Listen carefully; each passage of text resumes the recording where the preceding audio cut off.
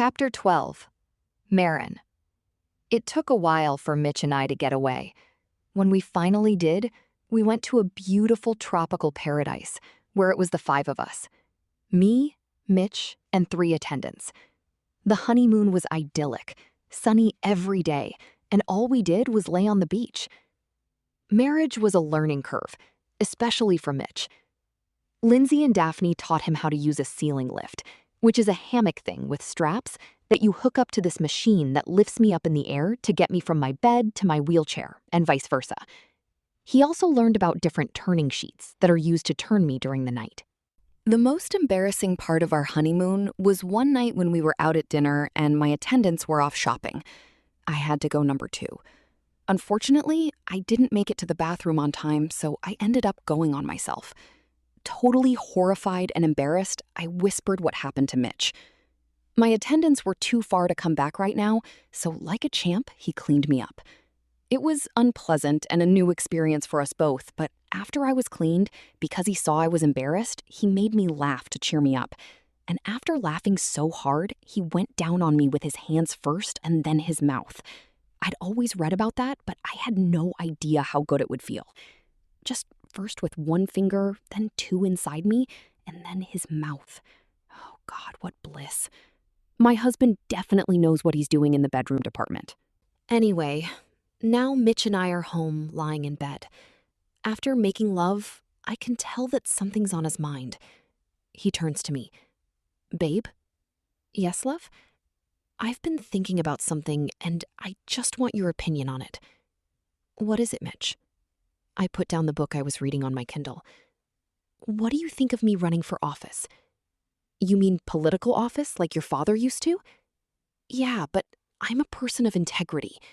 These past few weeks, when I've been working with the government, I realized that I love helping people, and I love laws that bring about change, and I love being a part of a system that makes laws.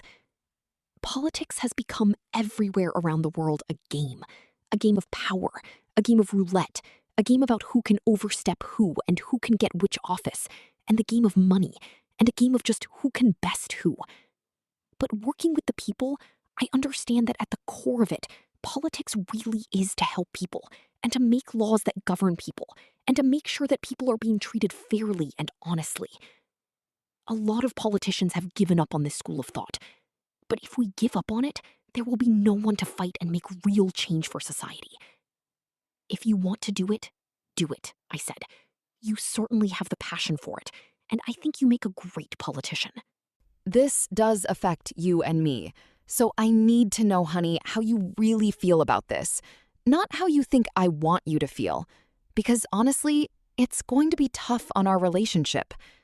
We are a team, Marin, and no matter how much I love politics and I would love to have the saying running this town officially, you will always come first with me.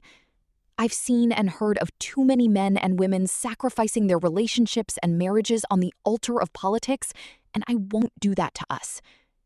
I really love politics, but I love you more. And you always come first me.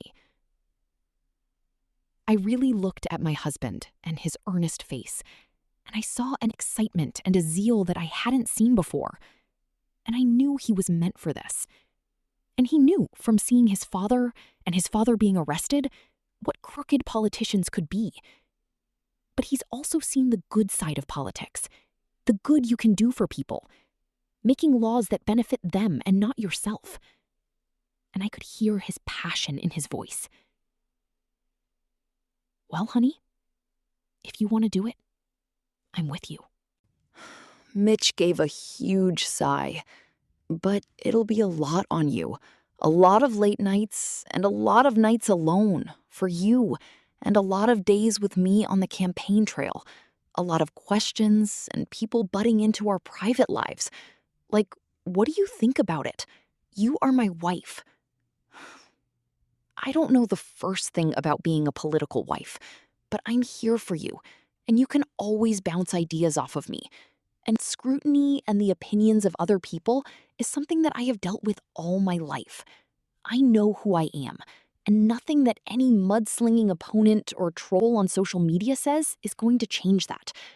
So, honey, honey, if this is something that you really feel passionate about and really feel that you could do, go for it. Really? Yes, honey, go for it. He kissed me, and the kiss turned into more. About a week later, Mitch officially announced his candidacy for mayor of Creighton. After the announcement went out, there was a flurry of media. We couldn't go anywhere without people asking some political questions, but Mitch handled it well, diplomatically and sensibly. There was nothing like seeing Mitch on the campaign trail, talking to people and really hearing their concerns and really listening to them, not only in Creighton, but in the surrounding towns. He met with other mayors to see what they did and how they got along, and although he got some pushback with people not knowing his intentions, he got a lot of good advice and made a lot of good contacts. Finally, after months and months and months and months of campaigning, it was election day. I woke up that morning early, and I could tell Mitch was nervous. He was pacing back and forth and mumbling to himself what sounded like a speech. His hands wouldn't stop shaking. "Hun, come here." He came over to my bed. "I'm just rehearsing my speech. I've got to get it right in case I win. Who knows if I will? Who knows if I did everything? Did I? Hun, come here." He came closer, and I kissed him on his lips. The usual heat took over. I kissed him on his face. I kissed his eyes, kissed his cheeks, kissed his forehead. In between the kisses, I said, "You kiss. Are kiss. Going kiss. To kiss. Be kiss. Fine kiss." Then I kissed down his arms. "You've done everything that you could. Relax, hun, or I can make you relax." After I said those words, there was no talking for the next little while. Mitch and I sat in comfortable silence on the way to the campaign office. When we got there, before we got out, I gave his hand a reassuring squeeze. When Mitch walked in the office to cheers and applause, he thanked the campaign staff and the volunteers for all their diligence and hard work over these past months. All we had to do now was wait for the results.